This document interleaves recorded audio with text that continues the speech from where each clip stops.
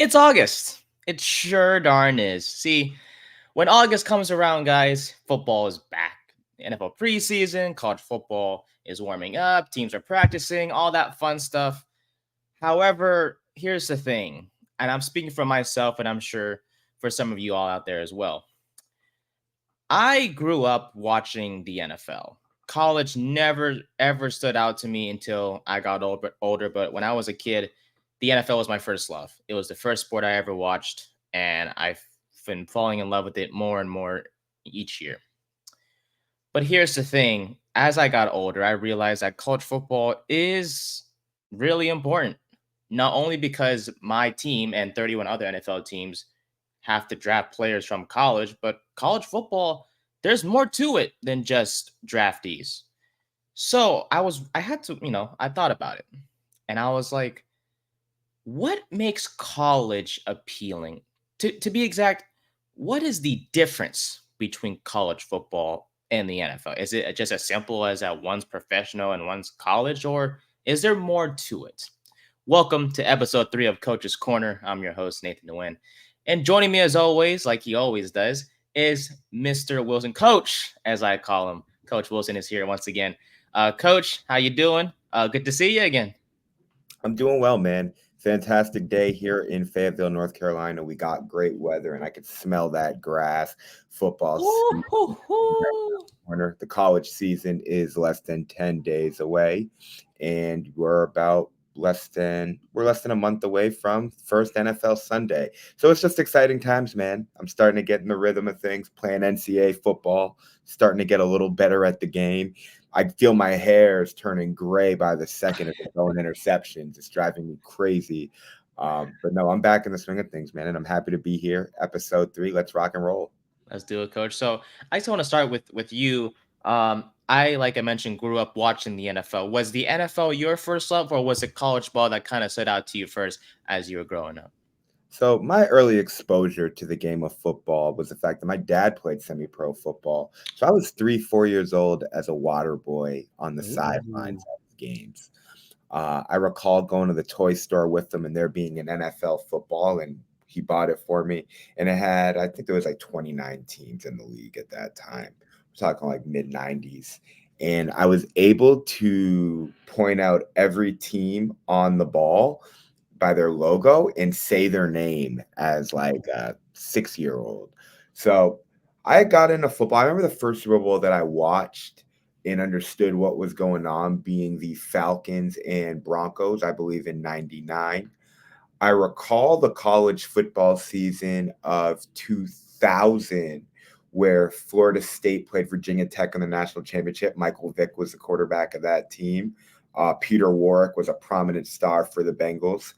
And kind of being in and out. The Patriots won the Super Bowl in 2001 when I was in fourth grade, which was where I was like totally conscientious of like what was going on in the sports world. But I had fallen in love with the college game. Some of the earliest stars I can remember are Larry Fitzgerald. He had an amazing season. He actually should have won the Heisman. And Sean Taylor. I watched Sean Taylor return a punt return on a reverse on a Thursday night game. And I just fell in love with the University of Miami at that time. It was through the midst of what turned out to be like a 38 game win streak, 55 plus at home, and just the U's era of dominance in the early 2000s had me really locked into that. And I was always intrigued by evaluating prospects. I was thinking like a coach, even as a kid, Yeah. and looking at talented players in the college game and growing with them on their path to the NFL.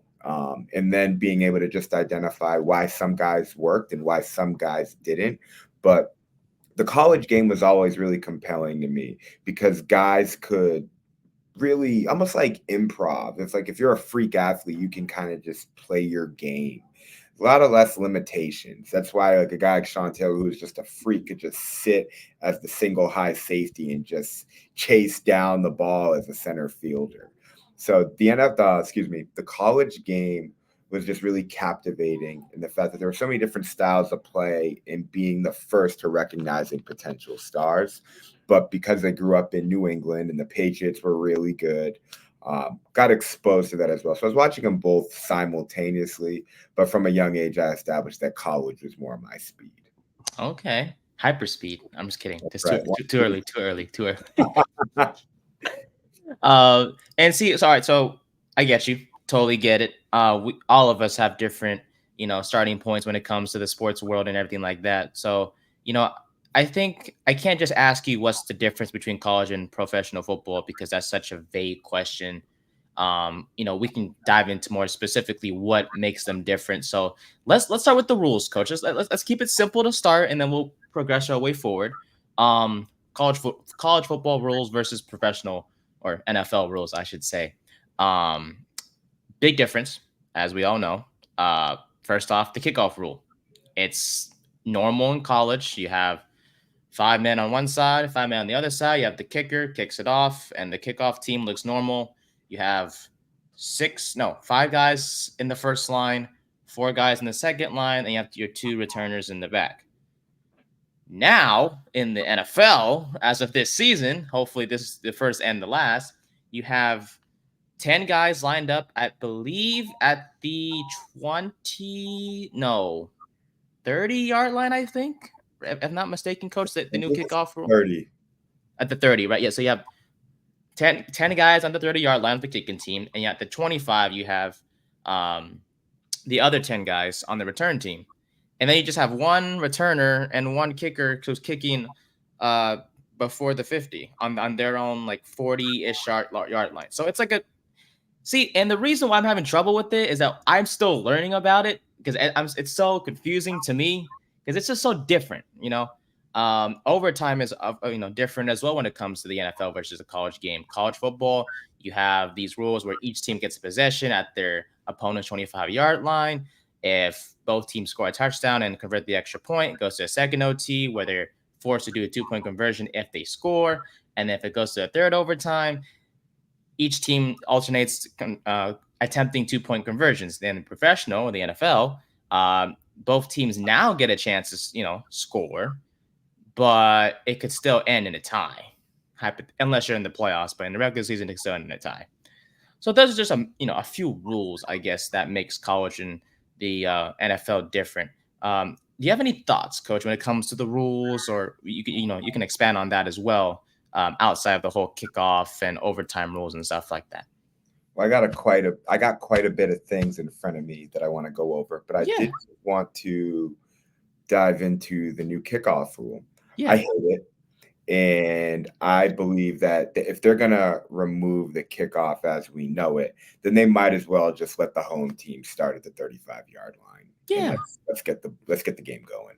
Mhm. Um, it's going to be different for special teams coaches because with the previous kickoff unit, the big emphasis on guys staying in their lanes and how you cover a kick, in which if there's a breakdown, it can open up a lane for a returner.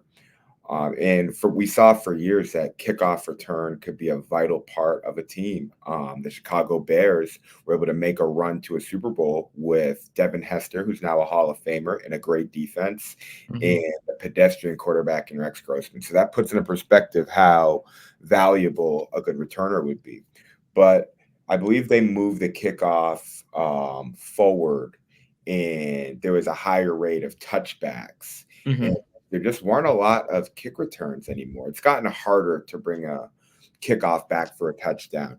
But the fact of the matter is, I've not been the returner on like the second to last row as a blocker, but still being a potential return threat in college. And we would have to do drills in practice where guys would come down the lane and you'd have to set up and like brace Mhm. for contact. And I absolutely walked away from that drill concussed. And let's just say that I wasn't on the kick return unit the following week. I couldn't conceptualize why me being 5 foot nothing, 170 pounds, was going to be taking on a linebacker who has a full head of steam, who's just going to try and blow me up. Yeah. My heels are planted to the ground and I'm almost bracing for when the ball is going to land, the returner is going to take off. So I Mhm. can't just run up front because in some instances I'm setting up a wedge or helping establish his running lane. So you have two guys when we look at the danger of football, because on the interior, guys are just going head to head, but they don't have a lot of momentum building up. But a kick return is incredibly dangerous. So I understand the model and just progressive thinking in regards to the fact that we might want to alter this, but I also don't believe that it's going to create more returns. I don't, or at least longer returns. The guys are so close that you have a pretty short window to really lock in your block, and the kick return is just going to run into someone's butt. Yeah. If you can make a guy or two miss, or perhaps you don't really get like that flow of guys, like with the kick return, or excuse me, more of like a punt return, you can make the first guy miss, take 5 steps one way, then put your foot in the ground, and then the whole unit will flow this way, and that one kick can just open up grass. Mhm. But with this new kick return, it's not like you're going to have guys running down their lanes. So there's not going to be ebbs and flows to where guys can cut back against the grain. So you're going to have to make a lot of people miss. Um, it's just not football as we know it. It's really different from a tactical standpoint. And I don't think it presents a lot of opportunities for a big play. And so I find it to be a zero-sum game in which nobody really wins here. And unfortunately, it may have been adopted by the NFL, but there's always a trickle down effect, especially with a major rule in which that will definitely go down to the college and then the high school level, probably before the end of the decade, if not within the next year or two. So that's my take on the kickoff rule. But a couple other rules that stood out to me as I was evaluating the differences between the college and the pro game. When you make a catch, you have to only have 1 foot in bounds in college, versus in the NFL, you need to have 2 feet in bounds. The ball in college is actually smaller as well. Not a lot of people know that. And a lot of the college balls, not all of them, because I believe in different conferences you use different balls, and based on what what brand outfits you, you'll use a Nike ball, an Under Armour ball, etc. Um, College balls will have the white stripe around the tip. And that makes it easier as a receiver to identify where the tip is and for proper hand placement to make a catch. Jamar Chase came out saying that who has the most drops over the course of the last 3 years, and he struggled to catch the ball because he couldn't identify that white stripe. So that definitely makes a difference for guys and what they get accustomed to. In college, the clock stops after a first down for the chain gang. Now they've modified that rule a little bit to reduce the clock stoppage, but that was a big difference. In the NFL, you get a first down, that clock keeps rolling. So this meant that a team could get the ball on their 20-yard line with 30 seconds left, get 3 first downs, kick a field goal, and win the game with no timeouts. See a lot of that in college. Now, Patrick Mahomes is probably one of the only guys on the planet that can go about 70 yards, no timeouts in less than 20 seconds more often than not. Yeah. But that's what that rule presented, is the opportunity to score quickly with the Mhm. rules in the favor of the offense. Um, the average game in the NFL is 3 hours and 3 minutes. So with these clock stoppages, in college football, the average game is 3 hours and 27 minutes. Oh. In the NFL, you can catch a ball, fall to the ground. If no one touches you, you can get back up and advance. In college, once you're down, and play stops. So those are some of like the baseline things that immediately stand out. Huge component, college football. We used to teach this when I was a coach as a DB. When you get beat by a receiver bad, just tackle them. Just tackle them downfield. And you do that because it's only going to be a 15-yard penalty. Mhm. However, in the NFL, it's a spot foul. So Yeah. it's the negative implications for a pass interference in a ball that was intended for the end zone on a 40-yard pass downfield. Okay. Pass interference can, be incredibly detrimental. Also, illegal contact. In college football, you can bump a guy all the way down the field, which can really allow a linebacker to be more effective in the passing game and jamming up slot receivers. Whereas in the NFL, you only got a 5 yard cushion to do that. Mhm. I believe that rule absolutely favors the defense at the college level, and it allows guys that aren't that athletic to still be competitive. Why the Pittsburghs and the Michigan States of the world can live in a 4-3 defense if they have linebackers that can run a little bit and not put a nickel on the field. We'll talk about that a little more. No ties in college football, which is phenomenal. I think that's the greatest rule that college football has. And I love that. I believe it's after the second overtime where they have to start going for two. Some of the craziest games we've seen of all time have been 8 overtime thrillers in college football. That's what makes the game so compelling. And Yeah. like do or die type of mentality really quickly, like no time for the games. And obviously, the hash marks are a lot more condensed, so it makes the NFL field a lot tighter. Whereas in college, the field's a lot more spread out, and we've seen air raid teams. Art Briles was one of the first coaches to do this with Baylor, and he'd have his two outside receivers, or excuse me, his two receivers, his slot and his outside receiver be out by the numbers, and that would pull more defenders out of the box, especially with those wider hashes, in which now it's going to open up the run game. But if they don't have numbers, you can throw a quick screen, and these splits look really weird. Lincoln Riley does some of that, but really all the Texas influenced teams with that air raid offense will manipulate the splits of the receiver just to stretch the field. College football has really become this game of playing in space and where are the numbers? Do we have a small box? Okay, we're gonna run it. Okay, are they condensing the box? We're gonna run bubble screens and RPOs out by the numbers. In the last part is the RPO game, which is really triple option football, which used to be we're going to read the dive. We don't have the dive. The quarterback's going to attack the midline. They penetrate. We're going to pitch it out on the perimeter. Well, that turned into the zone read, which was the read option, which Pat White at West Virginia, that's the first Yeah.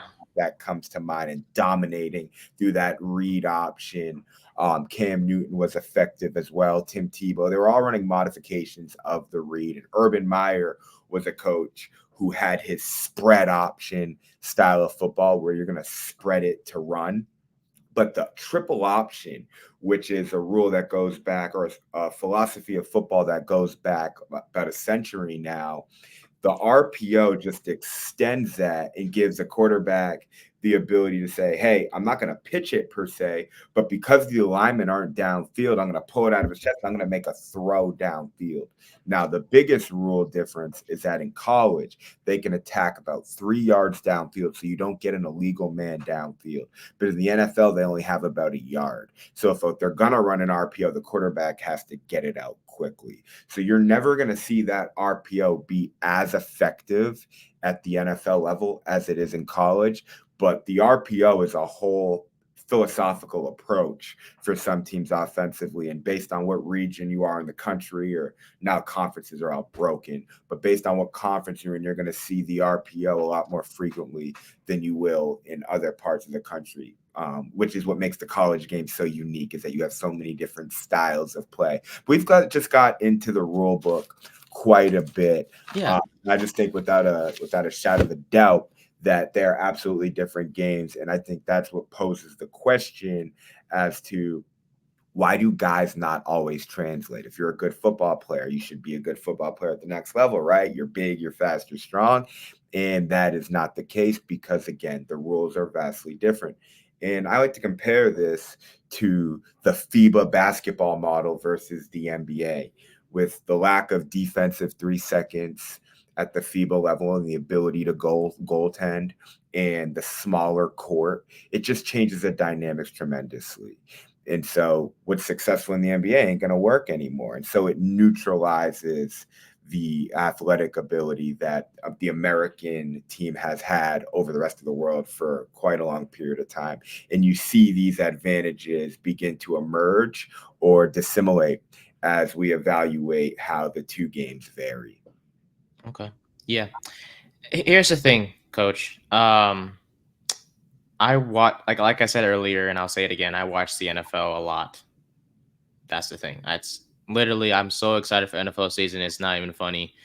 But when it comes to college, Coach, I'm just like, okay, like it's on, I'll watch it, but I don't feel the same excitement, like you do. And maybe that's gonna change this year. I finally have a college team in the University of Cal Berkeley. That's my team. Golden Bears, let's go. They're in the ACC, which is, and you just mentioned the conference. I don't know if you like it, Coach, but the whole conference stuff, it doesn't make sense to me. Cal and Stanford shouldn't be in the ACC. They belong in the Pac-12. Arizona and Arizona State don't belong in the Big 12. Yeah, that I don't know, but I won't digress too much into that unless you do. But what makes, because I could list a few reasons why the NFL is better, but I feel like part of me knows that college is a bit more exciting than the NFL. So let's shift away from the rules and stuff. What makes, in your opinion, college football more exciting and better, quote unquote, better than the NFL? You're a young person. Let's just call it what it is. And that is that NFL games, it's on Sunday. People got to work in the morning. Hmm. Okay. You got families, they're bringing their kids. It's a family friendly event. Yeah. College football, it's a party, man. Yeah. College campus, Saturday night, and the crowd is just rocking. Not to Mhm. mention when you have homecoming and alumni are back on campus. Those are the best days of your life, especially if you're at a football school. And the students are just going crazy, man. Like from taking the goalpost down, the tailgating, the shirts off, the student section. I mean, I was fortunate enough to go to a high school that had a college like atmosphere, and we'd be on the sidelines at games, like me, the quarterback, other receivers. We'd be like, man, our friends are having so much fun up there. So I'll tell you, man, the environments in some colleges, there's nothing there but the college. The whole city is designed around creating this college experience. And so when they're playing football games, the whole city shuts down. And it's far more prevalent in the South because in the deep South of America, ball is life. I mean, Hmm. that's the whole essence of American football.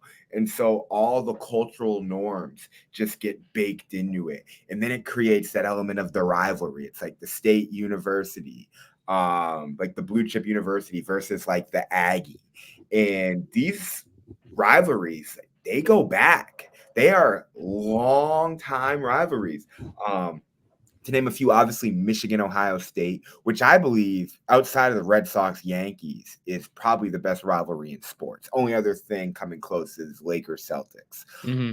I make sure, regardless of where I stand with the game of football, that I watch that Ohio State Michigan. Yeah. Now, I've lived in the state of Alabama before, and I wanted to see how real this was. So when I see like an old lady in a grocery store and she's wearing Alabama gear, I'll just say "Roll Tide." Or if I want to be like a smartass, I'll say to someone wearing an Alabama shirt like "Roll Tide," and they'll be like "War Eagle." They'll say it right back to you the other way. This is really a thing. Um, Same thing in Florida. You go up to someone, they're wearing some Florida Gators stuff and say, "Go Gators." They'll say, "Hell yeah." Um, these are real. And it's just so great when I travel to different states and I can submerge myself in the culture and just be like, these people really are about this. Whenever I meet a girl and she's like, "I'm from Ohio," I go, OHIO. Like every time. It's just automatic. It's embedded in me.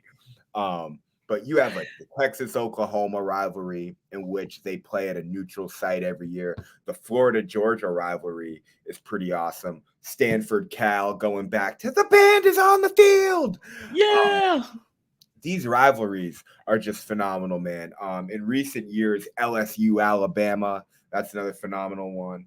But I just think about some of like the college stadiums in Michigan in the Big House. I believe it's bigger than every NFL stadium. Penn State in the student section singing Mo Bamba, and that even being in the NCAA football game. I mean, it's just real. How can you not feel it? It's electric, man. Yeah. And there's nothing better when you're watching college football on a Saturday night and you see the student section like when they're transitioning out of like a commercial, it's just magnetic and it just draws you in. It seems like every college game, week 5, week 6, you're on a Friday night or Saturday night, they're Yeah, playing for something. And that's even if true. the team's not that good, the fan base will still be engaged. It's like there's more skin in the game for just everyone involved within an athletic program. Hmm. And it's like everyone cares. There's not, we talked about this off air, and what you find in some of these college cities is that you have a grand unifier in the sport of football in which hundreds of thousands of people will come together in support of a team. And there's not many institutions, sports, or anything really in the world left that will draw masses of people together in support of one thing. And I just believe that that is incredibly powerful. The NFL is very much a regional game. Some fan bases are engaged, but in college, that's pretty consistent. That from the Alabamas, Oregon's, Utah, Tennessee, Florida, LSU, Ohio State, Michigan, Clemson, these schools and their fans are going to be engaged, win or lose, every single year, and that's powerful. Hmm. It does help that college football has like 100 plus teams, whereas the NFL is just limited to 32 teams. And it makes sense because there's so many universities that play football, and hopefully there's more in the future years because there's still a lot of schools that deserve to have football brought back. For example, like Kennesaw State, that's one school that was added to the NCAA game this year.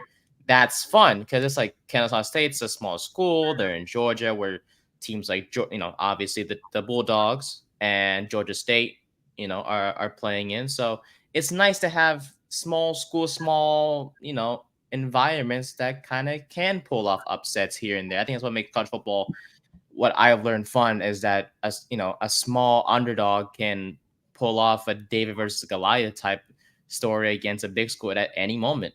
When Um, when I was a kid, yeah, Appalachian State was an FCS program, and they beat Michigan, who was in the top 10 in I week heard of 1 that of one. I Yeah, watched that game. And that happens a decent amount where you'll get an FCS team that beats a ranked opponent. And that is just, how can you not get behind that? You're, yeah. you're out with your friends on a Saturday and you're like, oh my God, like you see what's going on? Like Coastal Carolina is beating UNC. And you're just mind blown by it. And now you tune in where you have this school that might be in the middle of nowhere. And somehow they've just pulled off the unthinkable. I Hmm. mean, you don't even have the nature of an upset to that degree in pro sports because they're pro teams. But no one Hmm. expects a small FCS school to be a top 5 opponent. There's a huge gap in perceived talent.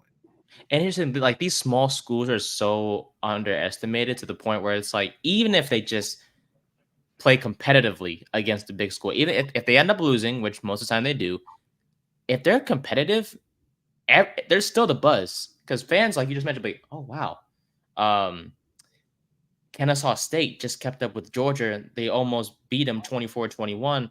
If a few things went here and there, they could have won the whole thing.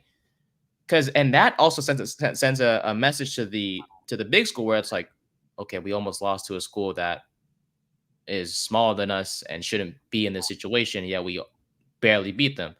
So it's like you don't have that in the NFL. Like, sure, you have the occasional 1-7. I don't know. Let's say Dallas Cowboys, just for example, because we talked about Cowboys last week versus the 6-0 Eagles, and it's like, okay, well, the Cowboys, sure, they pulled off an upset, but it's not as exciting as a small school versus a big school at the college level. And you just mentioned the atmospheres. You're not going to get a Penn State, you know, student section in the NFL. And you mentioned the Mo Bamba songs, which I do like in the video game, but it's kind of dying for me now. It's like I know on third down the song is coming. I'm not gonna sing it. I can't sing it. Never mind. Otherwise, we'll get in trouble. But the point is, Coach, I do get where you're coming from. For sure, whether it's atmosphere or just the teams as a whole, all that fun stuff.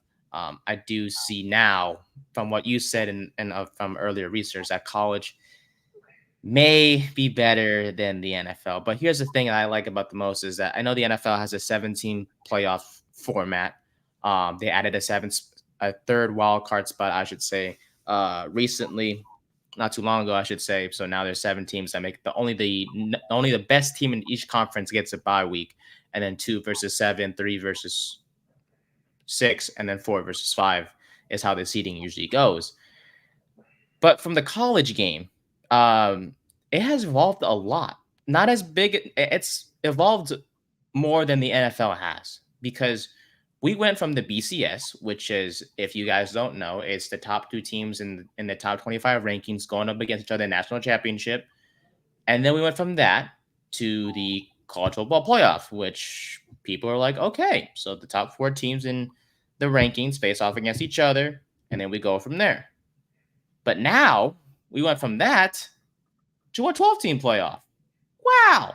So you can dive into the specifics as well, Coach. I think I'll just say from what I know, the 12-team playoff, you have those four power four power four conferences winners.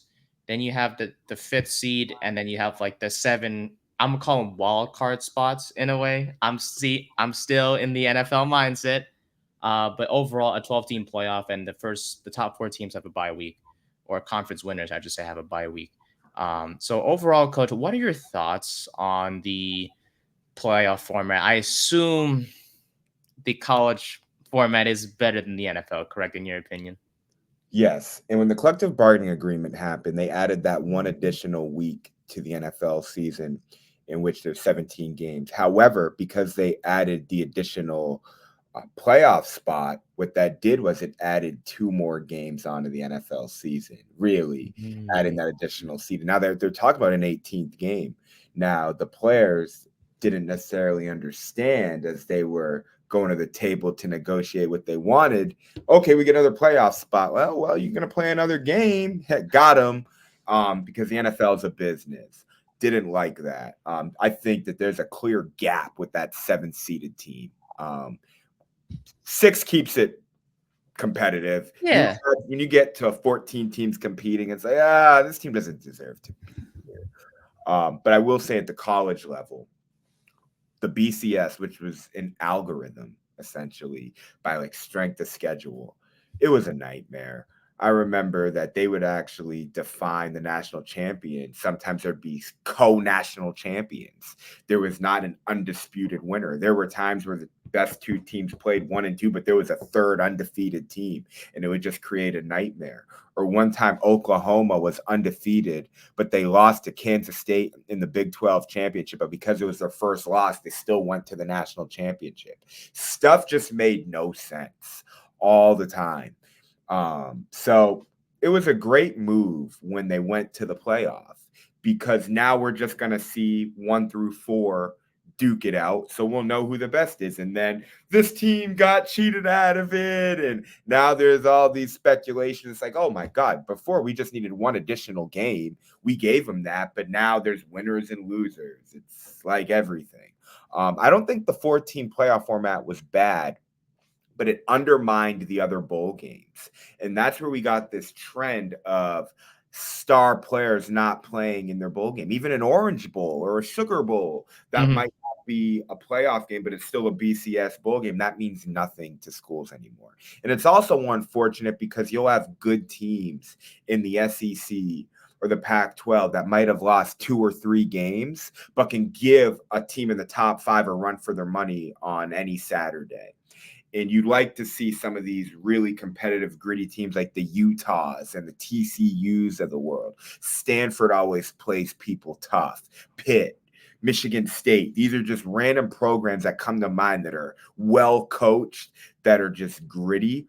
That, okay, I'd like to see the damage they'd be able to do if they get a shot to play for all the marbles a couple different weeks in a row. Especially, I'm not sure if these are going to be neutral site games or what the entire format is going to be, but it's really cool now that we're going to be able to get more games that matter, in which we're going to see some of the top players duke it out in some of the most important times. That was always great back when bowl games mattered, where you see guys really show out and potentially lift their draft stock just playing in a game where they had more eyeballs on them. So I think that the college football playoff at the 12-team format is probably one of the best moves we've seen, maybe in the last decade, in just all of sports, to be honest with you. And it makes the games incredibly compelling.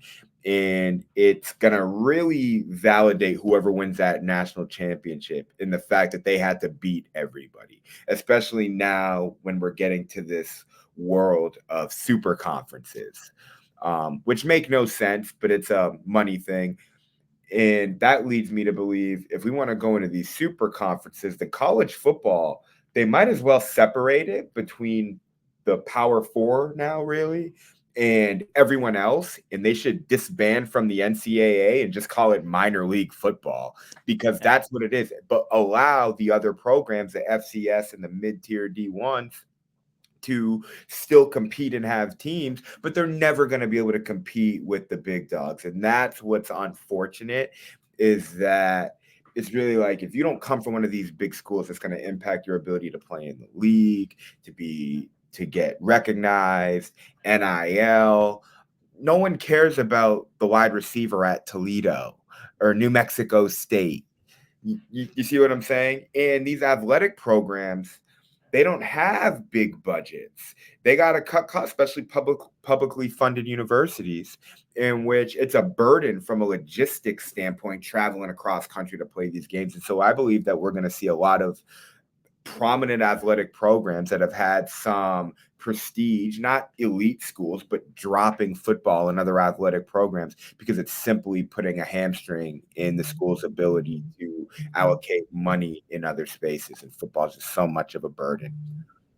So that's just the unintended consequences in the growth of college football. But just summing up what you said before we start talking about players and personnel, is that the college game has definitely improved, and it was down for the last 2 to 3 years. We just kept seeing Alabama, Clemson, Georgia win. Now I think the landscape has opened up a little bit where USC is now competitive, Oregon's good, Texas is back, Miami's supposed to be pretty solid this year, Florida State has emerged. And so now we have some other teams from other parts of the country beginning to really compete. And so that wakes up different fan bases. And so I think that that's all good for the game as well, because I don't think that that's good for the game when an SEC team just wins the national championship every single year. A couple more questions for you, Coach. And I want to ask one. One of them is about the playoff. I know we've went from 4 teams to 12 teams. They're talking about expanding it in the future again. Do you think should we just stick at 12 and just like let No, it ride? then you just got to remove the bowl system. The bowl Okay. system is good for corporate sponsorships. We have to redefine that in its entirety. It's more of Okay. an administrative thing. It's actually people that have nothing to do with football should probably be the ones governing this. I believe the governor of Massachusetts, who's the former governor, I think his name's Teddy Baker, no, Charlie Baker. Mm. He is the president of the NCAA now, or he's the one running like the governing body. And I think that's good when you have people who are really part of public administration regulating the NCAA. The NCAA needs to be regulated. It is probably one of the most corrupt institutions on the planet. So yeah, I mean, if you're gonna do away with the bowl game system entirely, but you're gonna have to do away with the bowl game system if you want to expand the playoff. That's all I'm gonna say, and Okay. maybe allow some of those smaller teams to get an additional game playing for something of value. And I think that that will also heighten the importance of conference championship games as well. So you just have to weigh risk reward. There's a high likelihood in which, regardless of anything I say, they're going to increase the playoff or expand it rather. And they're probably going to have a pretty crappy solution for what they do with the other stuff, and they'll just botch the entire situation. I expect the worst. Yeah. Gotcha. Yeah. I don't know. I just feel like 12 is good. That's a good number. Just stick with it. And for me, bowl games aren't the most exciting thing in the world. I mean, a lot of players kind of just opt out of it and not play. So we usually just see basically it's like an NFL preseason game. We just see guys that we're not used to seeing on the field, and it's kind of boring to an extent. But we'll see what happens. Hopefully they just stop, but we know that's not going to happen. So, all right. I gotta know because, Coach, this question has been on my mind for a while. A lot of people ask about it, and it's like, is this possible? So let's just say Alabama. They're been one of, if not the best team in college football these past 5 something years. Oh man, like the last 2 decades. What are you saying? Yeah, there you go. I'm thinking national championship. I'm like, wait a minute, did they win one not too long ago? But I'm thinking, we'll just go last. Yeah, last George decade. Saban has 7 rings. There you go. Yeah, yeah, I know. Fine. Can a college team like Bama, for example, Beat an NFL team? You're gonna ask me that? No yeah, shot. why? No shot. Can, Maturity, the sophistication of coaching. No, just it couldn't happen. There's only one college football team that really had so much talent that I believe every team that was on this roster played in the NFL, and it was the 2001 Miami Hurricanes.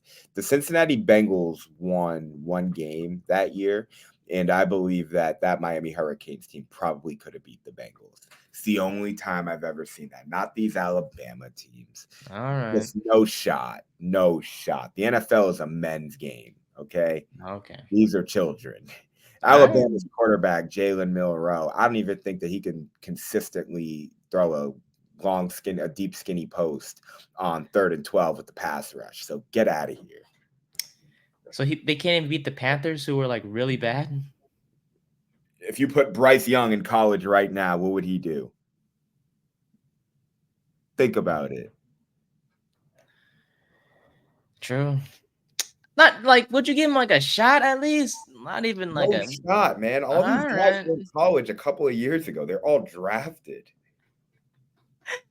All right. That's fair. All right. So Maturity matters. This isn't basketball, dude. This is a physical game. that is true. That is true because, especially if you have freshmen too going up against like these pro athletes. Oof. It all matters in the interior. And that's why the SEC is so dominant, because they got the war daddies, the O line and the D line, man. That's in college football. Okay, this is the dirty little secret. There are perimeter players all throughout the country.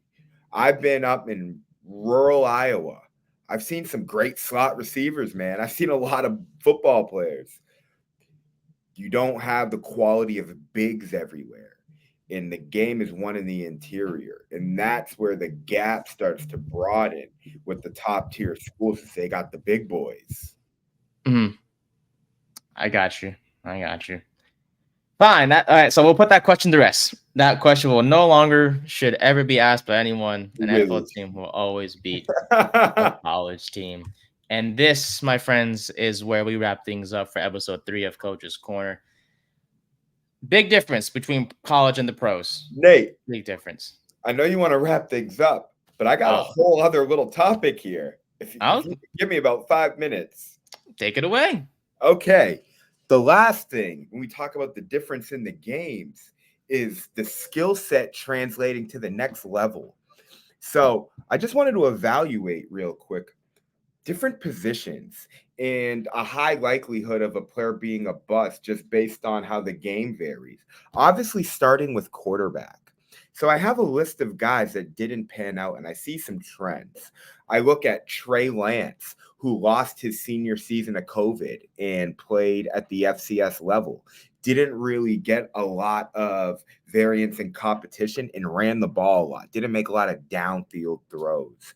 Josh Rosen, who had all the traits, but they just destroyed his mental. Playing musical chairs in and out, got cut, different teams. No one ever believed in him. Well, he had a great arm and had tremendous ball placement. Mac Jones, they just stunted his growth, his development, but he had no mobility. Both of those guys, neither of them had mobility, in which we're seeing now. You don't have to be Lamar Jackson, but you have to have the ability to move. Mitch Trubisky, Blake Bortles, and Blaine Gabbert. Those are the same prospect to me. And what those guys all have in common is that they had 1 year of college production. They passed the eye test. They had the physical attributes, but they really just didn't play a lot of football. They got thrusted into being starters right away, and they all flamed out really quickly. Drake May, very similar. I believe he missed his senior year, similar to Caleb Williams because of COVID.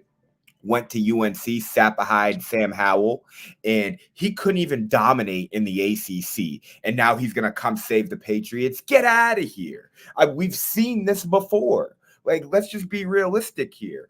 But Marcus Mariota, who didn't have the leadership skills and the command, good athlete, good offense, checked off all the boxes, but it's the command, it's the intangibles, it's the men's game. He's too soft spoken. That stood out to me.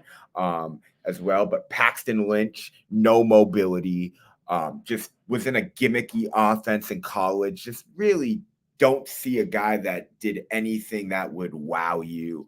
Zach Wilson, good speed, was fairly athletic, but not worldly athletic. Strong arm, but went to a defensive-minded coach and a team that doesn't historically have good quarterbacks.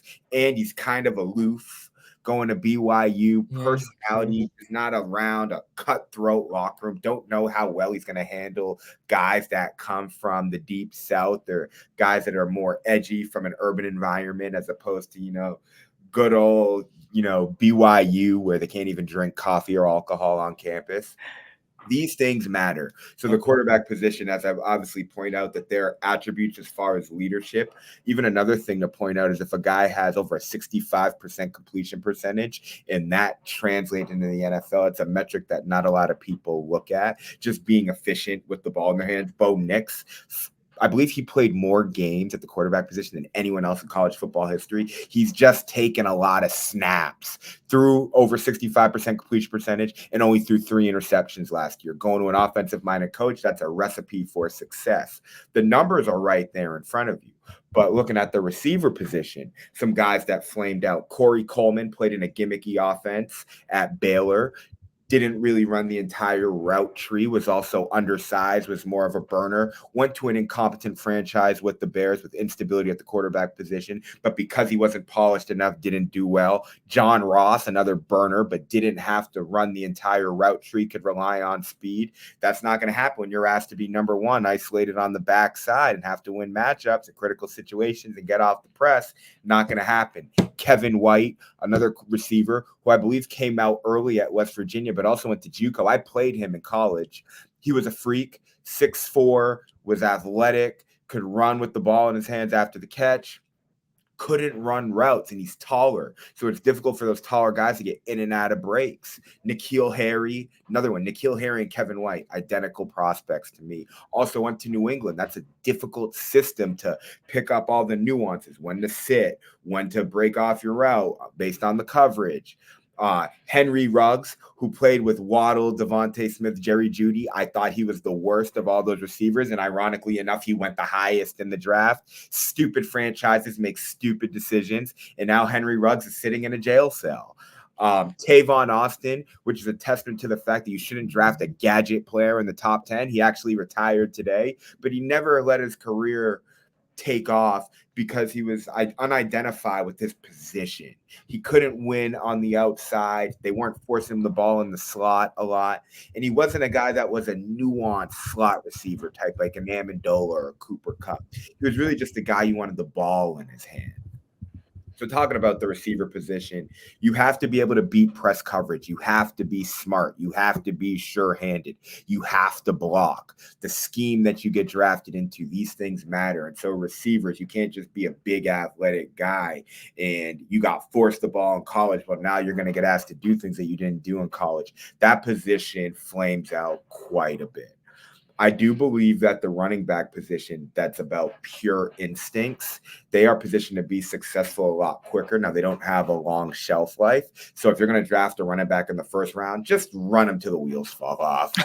You're seeing the Lions and the Falcons got 2 first-round backs with Gibbs and Robinson last year, who appear to be pretty good players. Najee Harris, I think that he's approaching his peak here, but he's been pretty good out the gate. Josh Jacobs has been pretty good out the gate. I think that he's on his downfall as we speak. But I think about some running backs that haven't been good, the Trent Richardsons of the world, Clyde Edwards-Helaire, who was drafted really high because of his dual threat abilities. But the Chiefs have other running backs in their pass first team. And so where are you getting your value out of a guy like him? It's just a tough spot. Reminds me of Javid Best, who got drafted by the Lions in the mid 2010s, who was a dual threat back, pretty undersized from Cal.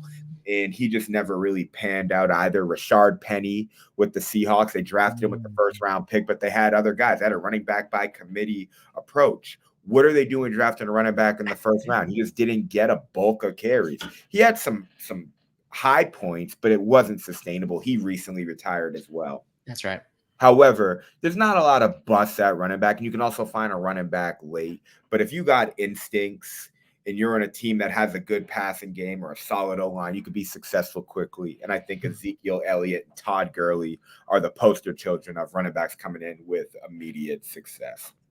Middle linebacker, another one. You could be very successful really quickly. It's all about instincts. Same with the safety position. If you can read a quarterback, understand where the ball is going, play deep paths, you did it in college, you play in the SEC, you'll probably be pretty good in the pros. But cornerback, it's a little different now. You're going to see all these different receivers. You got to play press man coverage. Can you jam?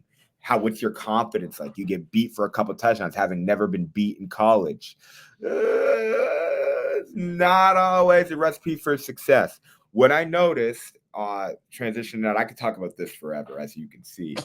The nickel position. I believe that the most valuable position in the secondary is now turning into the nickel, especially at the rate at which teams are targeting their slot receiver. So you need to have a guy that can run man-to-man with him so you can not give him a clean release and put hands on him and just cloud up the read for the quarterback pre-snap. There's actually a word to define that, a cover down. When you line up on a guy head up in the slot and he's covered down, that immediately identifies to a quarterback that he doesn't have the RPO, doesn't have the bubble screen. This is a man look, and it's going to alter his pre-snap read.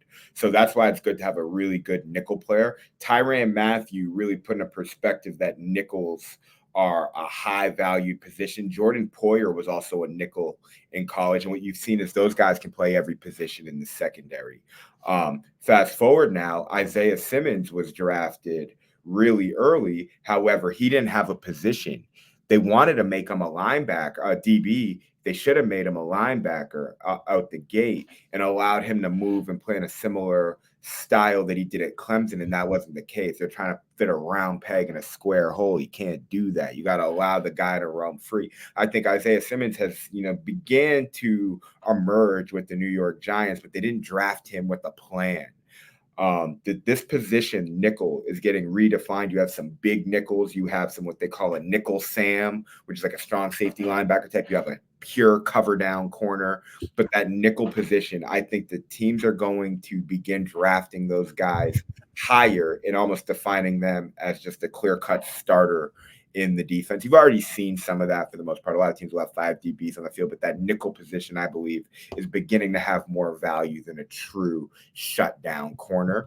And I do think that if a guy plays nickel in a 4-2-5 or a 3-3-5 hybrid type of defense in college, it will be pretty easy because it's very instinctual as far as getting involved in the run game, making tackles, and having to run around with a high-level receiver. Lastly, the D-line is a position, mostly the interior, in which if you're a war daddy that can use your hands, play with low pad level, you have a motor, you could be pretty successful. And it's important that the gap that you played in, your technique at the college level, you do something similar at the pro level. You can't draft a guy that was a heavy 5 technique and expect him to be a 3 tech or a 4-eye. Some guys can, not all guys can. Get a guy that's a 3 tech, try to make him a 2-eye or a 0. Not going to happen. That's why outside linebackers, sometimes they might get asked to stand up a little more when they're really a traditional 4-3 edge rusher. Scheme fit matters, and for whatever reason, these NFL teams will pay their analytics department and their scouting department a lot of money, and they still whiff on these decisions. I have no idea why, but because At the college level, you are going to see a lot of different schemes. And college coaches, they're not recruiting you to prepare you to play in the NFL. They're recruiting you to win their conference so that they can get a fat contract and get a raise and level up. And so they don't give a damn if you have a pro ready skill set or how you're going to fit at the next level. They need you to do a job. Now, if you do that job and you're effective, is an NFL team going to understand what your strengths are and put you in position to succeed? Coaches that are tenured, that have a way of doing things, a method to their madness, like the Bill Belichick's and the Andy Reids of the world, identify positional archetypes and saying, I want a 3-4 edge linebacker that's about 6'4.5", that's aggressive with his hands, that can cover a little bit. I want a free safety that's rangy like a center fielder. I want my corners to be 6'3" plus that can play in zone coverage. And when you start knowing what you want, it gets easier to draft players. That's how Pete Carroll's able to find a Richard Sherman, because he knows he needs a smart, savvy zone type of corner that can play in cover 3, and Richard Sherman fit the bill. So that's how this game works. And if you're a coach that knows your system, you can read between the lines and watching the college game and identify that a guy might not be maximizing his ability at the college level, but he's going to be a better pro. These are the subtle things that I have fell in love with in watching the game of college and watching how their game translates, in the fact that you have all these different flavors of football at the college level. That's what really intrigues me as to why I wanted to have this conversation today. Yeah. If you watch an NFL game outside of Mike McDaniel, Sean McVay, Kyle Shanahan, Matt LaFleur, all these coaches do the same vanilla offense. One tight end, one running back, minimal motion. They put themselves in bad 3rd and 7 situations where everyone in the building knows exactly what you're doing. It's just a hard watch for a football guy like me. And the funny thing is, people crap on the Big 12 all the time. There's a ton of points. No one plays defense. Let me tell you, I can watch a Big 12 football game on a Saturday night, and I am wildly entertained. I'm seeing different stuff. Iowa State comes out with 3 high safeties. When have you seen 3 high safeties? Rare. And that's how I knew Brock Purdy had the ability to be a solid NFL quarterback, watching Matt Campbell and his Iowa State Cyclones 2 or 3 years ago to just learn about their unique 3-3-5 type defense. So summing it up, man, because I've talked quite a bit here. You're starting to wake it up. Now I'm going to have to get on the whiteboard next episode. Oh, you know it. Ready. That is the variance between the college and the pro game. College, a lot more excitement, a lot more unique approaches to playing style, a shift in rules. There are no ties, and it is a space in which the entire university gets behind their football team, and that brings people together. And that's what American football is all about. That's all I got, Nate. At the end of the day, coach, no matter what the difference is between college and the NFL game, it's always exciting to have football back, no matter what. And college football starts in almost 2 weeks. Yeah, almost 2 weeks from now. So, exciting times ahead for the regular season. The NFL regular season starts a week or 2 after that.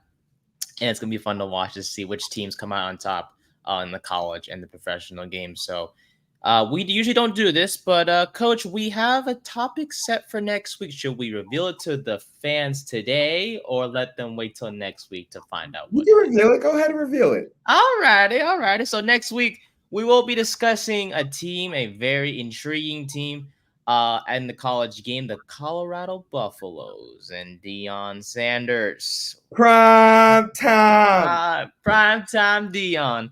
So exciting to have 2 notable players in Shadur Sanders and Travis Hunter. But how did this whole attention get to them? How before there's no media around them except local and stuff. Like no one really cared about the Buffaloes, but now they're one of the biggest hype teams, I guess per se, in the college game. So watch out for that next week with me and Coach. So that's episode 3 for you, regardless. And thank you so much for your support. We appreciate it. We will see you guys next week, though, for another episode about the Buffaloes. But like I said, no matter what the difference is between college and the pros, football's back and we love it. We'll see y'all in the next one. Thank you very much.